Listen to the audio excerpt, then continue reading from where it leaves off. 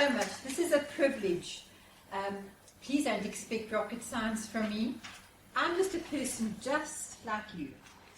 And I hope that when I've shared a little bit of my story that you can go home and say, yes, if she can do it, so can I. When Roger, when I received his invitation to speak and I see he wrote the most successful speaker, I thought, wow, I didn't really realize that. But yes, you know that this career has fulfilled my life in such an extent. And first of all, PSASA, it's been amazing. You have no idea how you grow when you are here. You know, I'll never forget, Richard Mulvey was our icon in publishing books. He used to sit in Durban North and he used to press the button of his tape recorder and make tapes and publish, self-publishing. And I got a template from him. In fact, I got it through Roger to publish my first book. And you know, if I think today I've published 10 books, of which 3 are in the United States. And you know that I used to get 20 out of 100 for my essays. If you understand why, it's because I couldn't spell.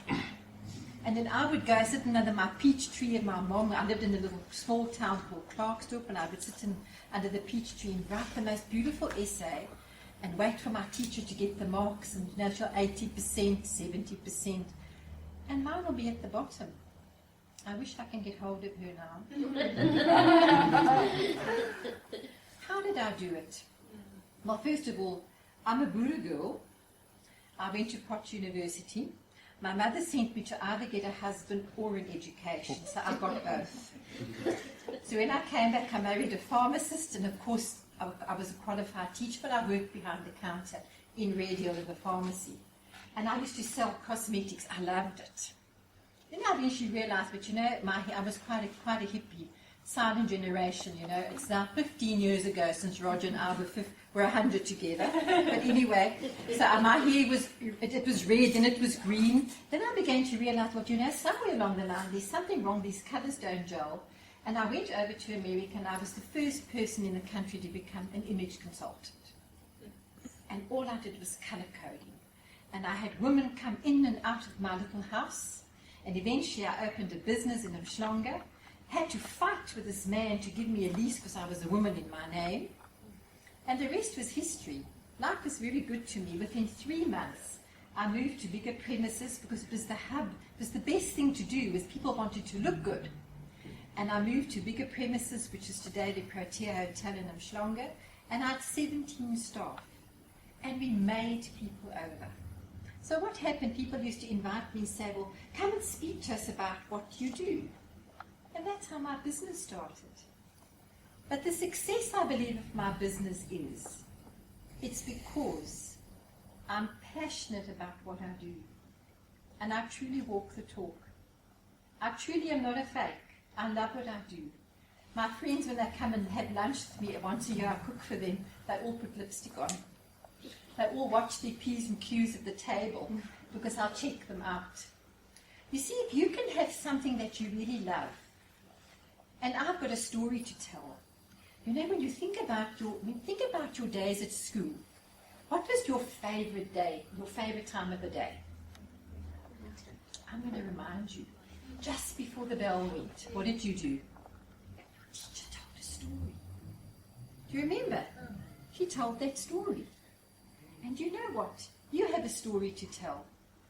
And if you have your own story to tell, nobody can take your story from you. Tell people a story. I've told the story. I think if I've told it 1,000 times, I've told it 2,000 times. Because it's my story. I tell the story of a man called Peter. Now, Peter grew up in colonial South Africa. And his mother was a very grand Leni Boshoff of the Boerland. Now, Leni Boshoff was a descendant of the French Huguenots which came to South Africa in these small little ships. And with them, they brought the culture and style to South Africa. Her parents must have been horrified because she married a rough and tough miner called Ben Velgemoot. He worked in the Igoli gold fields. And together these two of them began their life together. But nobody would know how poor they were. Because every meal Leni made is a beautiful celebration. She would set a beautiful table because her mother gave her beautiful tablecloth and cutlery and crockery. But she was clever. On the little stoop, it was red polished floor, she created a small little library. And there they were. It was Dale Carnegie and Norman Vincent Peale, and I'm sure there was Jane Austen, and I'm sure there was the Bible. And at the end of the shelf was a book wrapped in brown paper. Guess what that was? It was the forbidden book of the era. And if Lenny checked that all her children would read those books until they got to the end, it was called Lady Chatterley's Lover. Well, Peter could never get a further education and he had to leave home early, but somewhere along the line, his mother instilled in him certain good things, and he had the gift of the gab. He became a very good salesman. During the time he was beginning to buy and sell, he saw a lady behind a counter at those days of the OK bazaars. Now, she was an orphan, and she sold sugar coupons. It was the coupon system.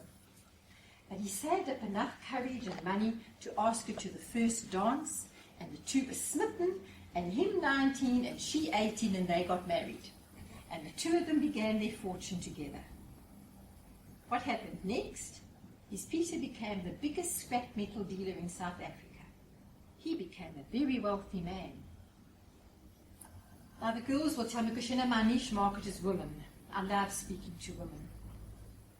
What do you think happened when this guy made all this money, and what's the first thing you would buy? Come the guys, what's the first thing you buy when you make lots of money? Car. Oh yes. And he was good looking, Peter, and the endless womanizing began. Till then she broke Ivy's heart.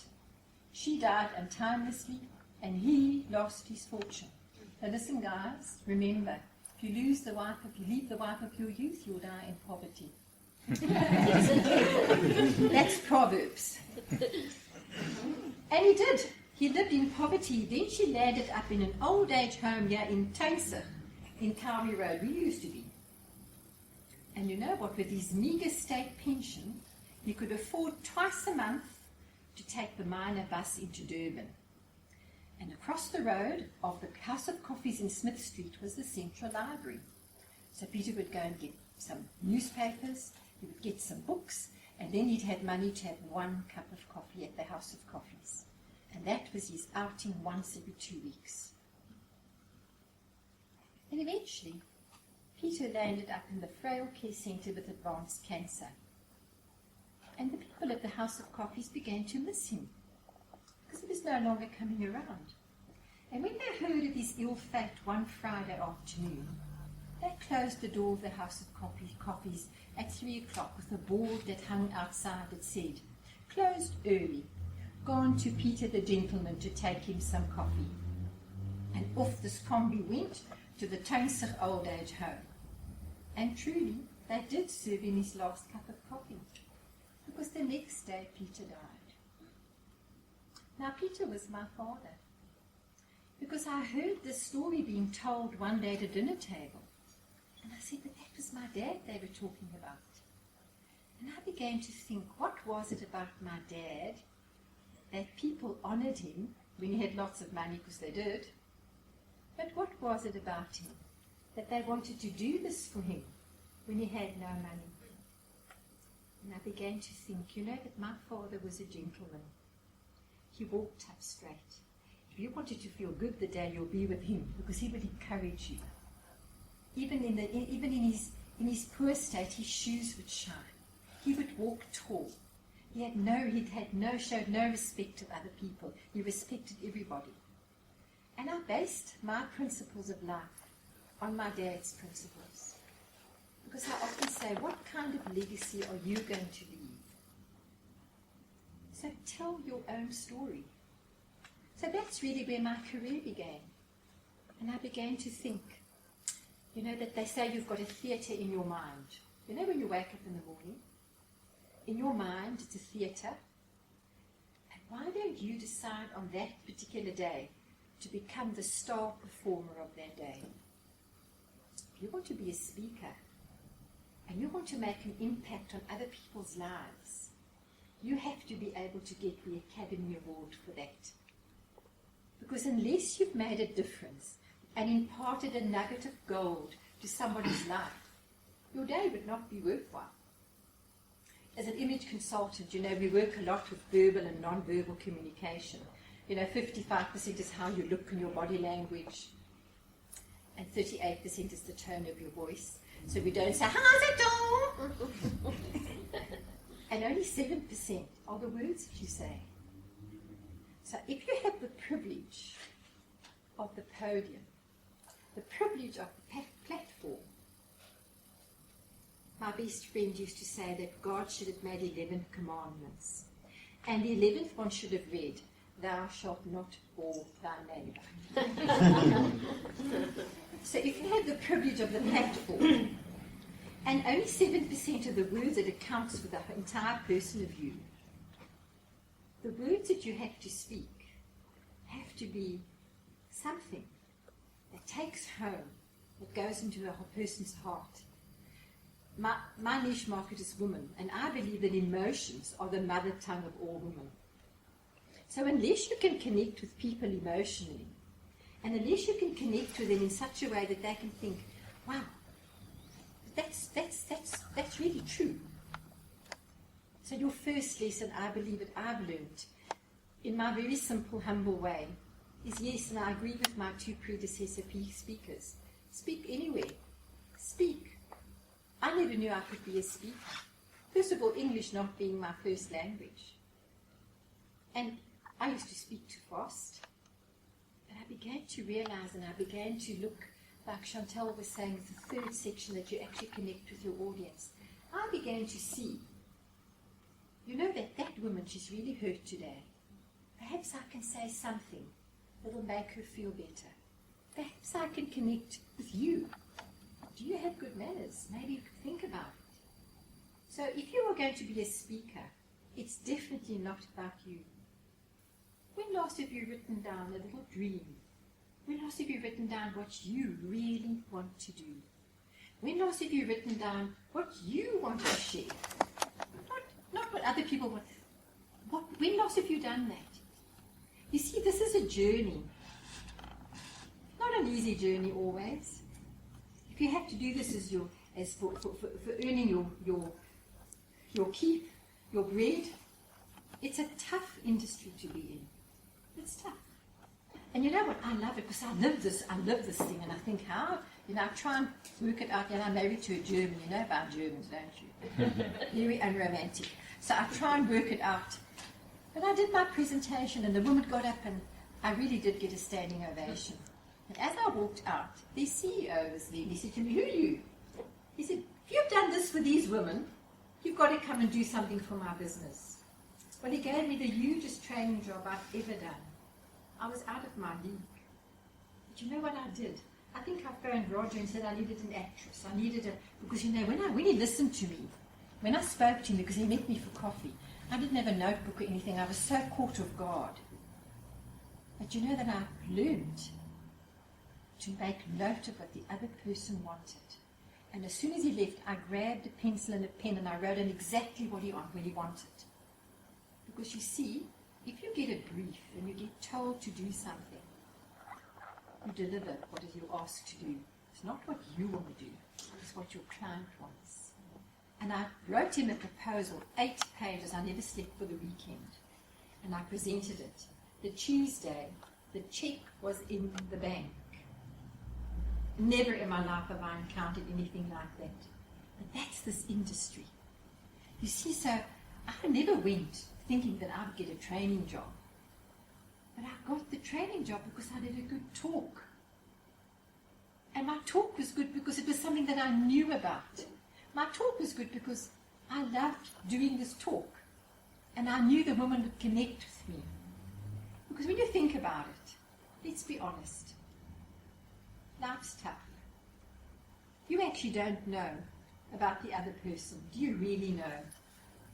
Do you really know what's going on in their mind? Do you really know what worries them?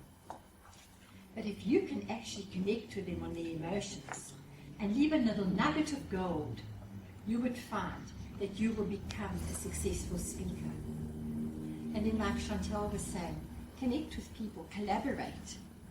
I was speaking one day at a conference in Johannesburg, and in fact, that particular day, I was speaking for free. I thought I'm going to speak for free because there were some good speakers in the conference, and I wanted to listen. So I bartered and I said, okay, I will speak for free, but may I attend the conference? And that was my barter. So I could also listen to wonderful speakers. And amongst the speakers was a lady called Judy Morio. Well, she came up to me afterwards, which is a girl from America, and she said, "You're really good, girl. You're a good speaker." And you know, her and I made friends just there. Barbara's met her because we were at conference together 4 years ago. Well, the next thing, she invites me to go to Las Vegas. Now, this poppy from Clarksdorp goes to Las Vegas. I publish a book in Las Vegas. I go to a book launch on the Strip. She arranges a presentation for me in the Las Vegas Country Club where I taught table etiquette, which is my niche, which is I love what I'm doing. And then I get invited to the biggest women's club where they made the entire theme Africa for me and dressed the podium with my name in gold letters. Wow.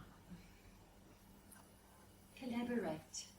You never know about the magic that's around the corner. Don't ever think if you're going to speak about a plant that's going to know everything about your plants. How to plant a basket. Doesn't matter what you do and what you say. My original talks was how to pack a suitcase. I used to schlep all over the country. I had a talk called How to Take the Lug Out of Luggage. I used to give every woman a black bag and say to her, the when, where's, the if, where's, and the 5 kilo where's, they go in here. And why in the black bag? In case you take it out. I used to demonstrate it, then I used to plan a wardrobe on a dress rail and pack it all into a short and into a small suitcase. And I spoke at all the Women's Institute, you know those ones? And I one day told them, "You're all so frumpy." And they all looked at me. I said, "Please go make some strong black tea and please dye all your dingy underwear tannin colour." The one old duck put up her hand and said, "And can we drink the tea afterwards, lovey?"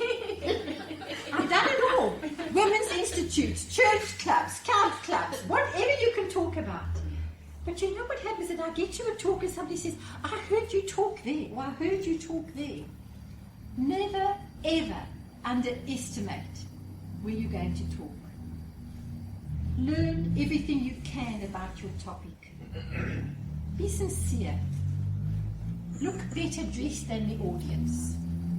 Look like the speaker. Doll up, girls. Stick on a lipstick. Put a flower in your hair if you have to. Find something that's eccentric if you have to do that. Don't ever copy anybody else. Don't try and emulate another person. You're the only person who will be with you for the rest of your life. Your own DNA is just yours. Don't ever feel intimidated. Don't ever you dare make an excuse of why you're standing up speaking to people. Why are you standing up there? Don't ever apologize. If you forget your words, ad-lib. If you're scared you might lose your words, have notes. I never prepare a talk. People are daunted when they do that, because I don't. I speak from my gut and my intuition. And you know why I can do it? Is because I know my topic. Know your topic. Love what you do. Add humor with taste. Never embarrass a person in your audience. Be very careful. Be very careful that you don't offend anybody's religion, place of work, or what they do, or job they do. So all I can tell you is I'm successful, and I really am grateful to God for that. I am. My passion is to speak to women in churches. My passion is to speak with people that have masks on. My passion is to teach people skills, because nowhere in the world are your manners more on display than at the dinner table. So you'll all sit far away from me this evening, and I'll check how bad you eat. Do you know? Just take it. I'm not a trained speaker. I've never done any training in speaking. But I promise you, if you are natural and you speak from your heart and you speak from what you know, your audience will connect with you. Learn everything you can. Join this organization. They didn't ask me to canvas for you. Join like-minded people Mix with people that celebrate you. I've got a beautiful friend. She lives in a very humble home. And in fact, tomorrow I'm going to Hillcrest because I've got to go past her. Because as you go past Olga's little house, there's a huge board that says, "Come where you are celebrated." Here you are celebrated. People will be proud of you. They'll help you. They'll mentor you. I've grown so much, and I am so indebted to professional speakers. Before we joined this organization, Roger and I don't know who else, we began a Durban Speakers organization. We did. Never realizing that there was an organization that can actually help us and grow us. Your success is in your hands. And if I can do it, 20 out of 100 for an essay, 10 books later, I've spoken from Las Vegas to Singapore to wherever, you can do it. Thank you.